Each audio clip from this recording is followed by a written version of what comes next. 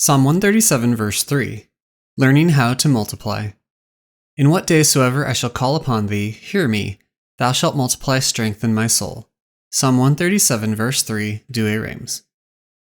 We have a tendency to view prayer in a very one-sided manner, as in things we ask of God. This mistaken notion can lead either to a complete self-absorption in which our prayer is nothing but the things we ask for, or a feigned humility in which we never ask and thus never receive. St. James says, quote, "You covet and have not, you kill and envy and cannot obtain. You contend and war and you have not, because you ask not. You ask and receive not, because you ask amiss, that you may consume it on your concupiscences." James chapter 4 verses 2-3, reframes. The asking is thus not the problem, but rather the things we ask for, as far too often we ask for what we think we need, but in reality it is what we want. To request things of God is not only allowable, but good, for we stand in a position of absolute dependence on His benignity. Even further, He desires for us to have things like virtue and righteousness, gifts that He graciously gives and which we can grow in as we cooperate with the gift of His grace poured into the soul. The heresy of the prosperity gospel is obvious, but perhaps more pernicious and subtle than we realize, as we can apply similar principles to prayer in that we mistake consolations and the feelings of prayer and communion with God for the thing itself, much like the heresy mistakes material blessings for God's favor. St. Augustine counters this tendency with the reality. Quote, "You pray often if you often have a desire to pay homage to God by your actions. You pray always if you always have this desire, no matter how you may be otherwise employed." Arpi Quadrupani, Light and Peace, Part 1, Chapter 3, 14. Since this desire to pay homage to God exists in various employments beyond what might be popularly considered a formal act of prayer, it naturally also exists in circumstances both desired and unwanted. Quote, "Need we be surprised that St. Augustine often assures us that the whole Christian life is but one long, continual tending of our hearts towards that eternal justice for which we sigh here below? Our only happiness consists in ever thirsting for it, and this thirst is in itself a prayer. Consequently, if we always desire this justice, we pray always. Do not think it necessary to pronounce a great many words and to struggle much with oneself in order to pray. To pray is to ask God that His will may be done, to form some good desire, to raise the heart to God, to long for the riches He promises us, to sigh over our miseries and the danger we are in of displeasing Him by violating His holy law." Arpi Quadrupani, Light and Peace, Part 1, Chapter 3, 14. This continual tending of our hearts towards God's justice and His will means that prayer will persevere through both prosperity and poverty, through joy and sorrow, arising not from the circumstances themselves, but perhaps in spite of them. This kind of prayer anchors itself on God's promises and will, rather than on the consolations received. The psalmist has begun this psalm with effusions of praise to the Lord, his confession of God's greatness and majesty. In the first two verses, there have been 4 instances of the psalmist declaring what he will do. I will praise, confitebor. I will sing, psalm. I will worship, adorabo. I will give glory, confitebor. He now shifts from what he will do to what he wishes for the Lord to do. The psalmist uses the I will statements to frame what he intends, but now looks into the future, as it were, to frame how he desires for the Lord to respond. Looking forward to an unspecified day, he says, "In what day soever I shall call upon thee, hear me." The Vulgate has in quacumque die invocavero te exaude me, in which invocavero is the future perfect active indicative. In English, this is often rendered as the reframes does here, giving the sense of an action to be performed in the future. The more literal translation would be, "In what day soever I will have called upon you," thus describing a future action as if it is already completed. This is often implied in English by the use of shall, although we often use shall and will somewhat interchangeably for a future action.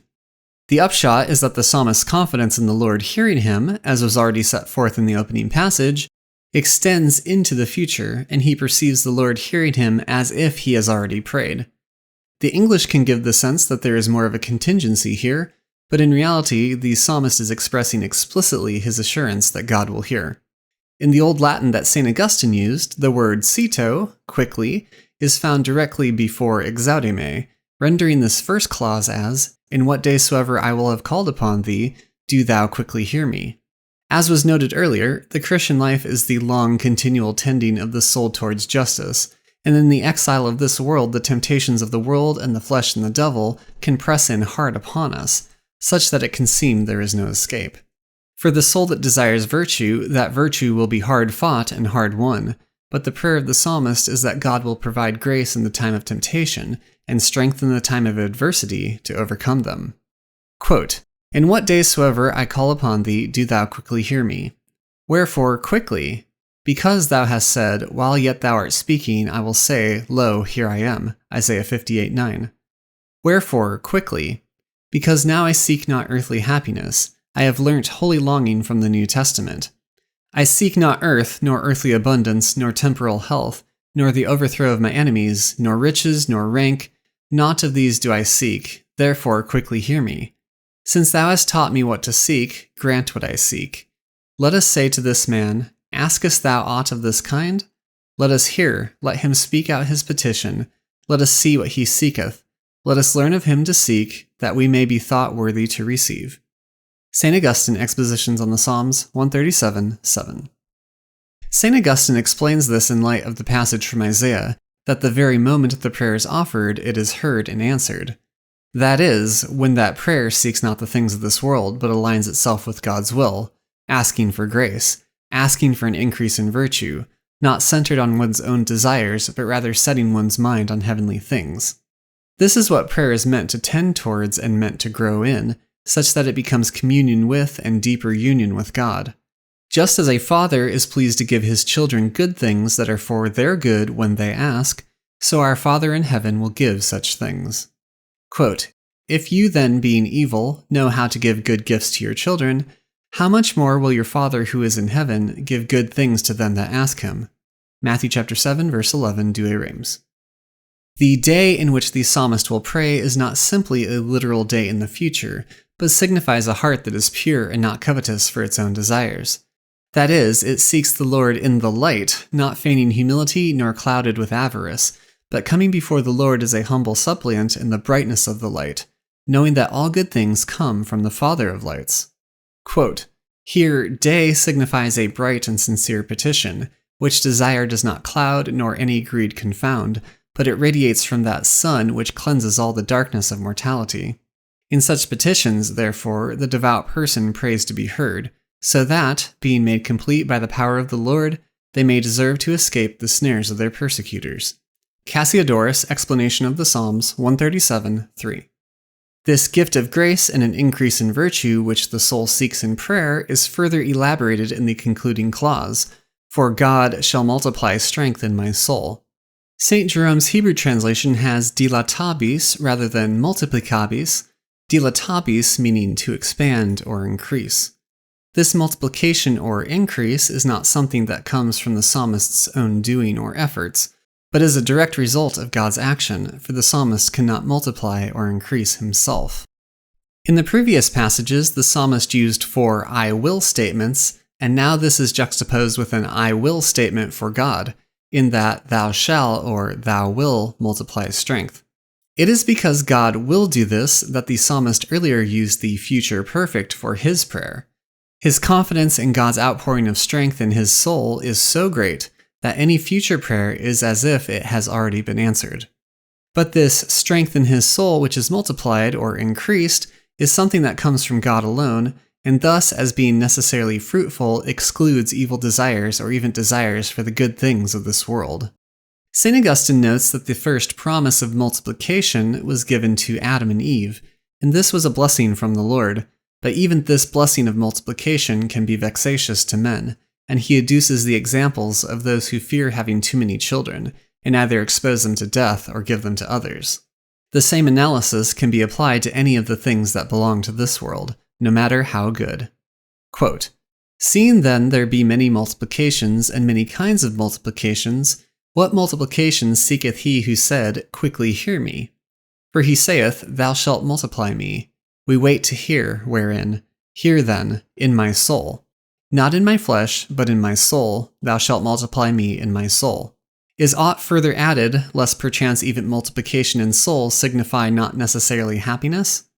For men are multiplied in their soul with cares. A man seemeth to be multiplied in soul, in whom vices even are multiplied. One man is only avaricious, another only proud, another only luxurious, another is both avaricious and proud and luxurious. He is multiplied in his soul, but to his hurt. That is the multiplication of want, not of fullness. St. Augustine, Expositions on the Psalms, 137:8. The multiplication is thus not pertaining to worldly things or worldly desires, since this multiplication is in the soul. But neither can it be reduced to some sort of fullness of desire within the soul, for evil men perceive themselves to be happy when they are filled with vices and glutted by their own self-will, and thus not truly happy but rather loaded down by want. This multiplication, thus, is not something that arises from gaining the things of this world, nor of achieving one's own desires that arise from one's heart and will. As these are necessarily excluded, all that remains is an external source for this multiplication. Quote, "What then dost thou desire, thou who hast said, 'Quickly hear me,' and hast withdrawn thyself entirely from the body, from every earthly thing, from every earthly desire, so as to say to God, 'Thou shalt multiply me in my soul'? Explain yet further what thou desirest. 'Thou shalt multiply me,' saith he, 'in my soul with virtue.' His wish is fully stated, his longing fully stated, it is cut off from all confusion. Were he to say, 'Thou shalt multiply me,' thou mightest think he meant with some earthly things. He added, therefore, 'in my soul.' Again, lest thou shouldst think he spoke of vices in the soul, he added, 'with virtue.' Naught further is there which thou mayest long for from God, if thou wishest with a good and honest front to say, 'Quickly hear me.'" St. Augustine, Expositions on the Psalms, 137:8. This virtue is from the Latin anima mea virtutem, which can mean either strength in my soul or virtue in my soul. Virtus has the sense of strength or manliness, the ideal sum of all the perfections in a man. In a theological sense, virtus thus can be applied to the moral perfections in man. There is of course a strength to virtue, for in training oneself in virtue, one struggles against the allures and temptations of the flesh and the world and the devil, and grows into that virtue more and more, much like lifting weights strains against gravity, and in doing so strengthens the muscles of the body.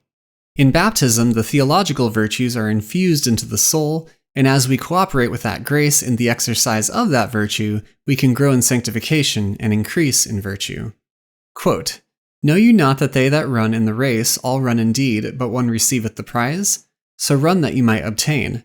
And every one that striveth for the mastery refraineth himself from all things. And they indeed that they may receive a corruptible crown, but we an incorruptible one. I therefore so run, not as at an uncertainty, I so fight, not as one beating the air. But I chastise my body and bring it into subjection, lest perhaps, when I have preached to others, I myself should become a castaway." 1 Corinthians chapter 9, verses 24 through 27, Douay Rheims. This becomes the prayer that the psalmist knows will always be heard, will always be answered, for the sanctification of the soul is God's desire. He will provide the grace to overcome temptation, to grow in virtue, and to persevere through the long and continual journey towards the heavenly kingdom. Quote, "What I earnestly beg of you is to multiply, which means to increase, not the number of my years, nor my wealth, nor my children, nor anything else of the sort, but strengthen my soul, so as to enable me to resist my evil desires, to bear all crosses with patience, to tread in the path of justice without fatigue, to offer violence to the kingdom of heaven, that thus I may ultimately come to him whom thou hast magnified." St. Robert Bellarmine, a commentary on the Book of the Psalms, 137:3. "In what day soever I shall call upon thee, hear me. Thou shalt multiply strength in my soul." Psalm 137, verse 3, Douay Rheims.